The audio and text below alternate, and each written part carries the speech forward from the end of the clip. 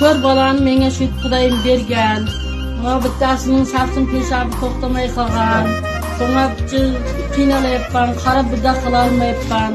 Akşamı kunduz siydik to'xtamaydi. İlacı bo'lsa shunga yordam bersalaringiz. Shuni qarasam doktorga o'tiribdi. Bayağı bo'lganman joni yo'q, tili yo'q, dunyoni bilmaydi, o'ylamaydi. Bersangiz jiydi, ichadi, yuradi shu. Bir ish qo'ldan kelmaydi.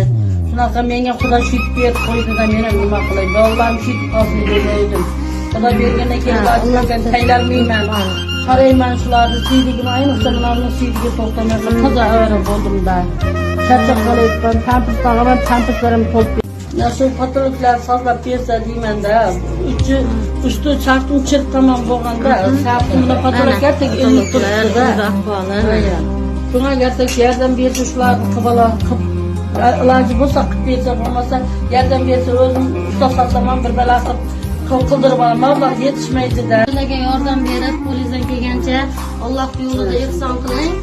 Like bosing, qo'lingizdan kelgancha yordam qiling. Shu oilaga shu 4 nafar nogironligi bor, peshobi turmayapti, shuni davolatishga ozroq pul kerak.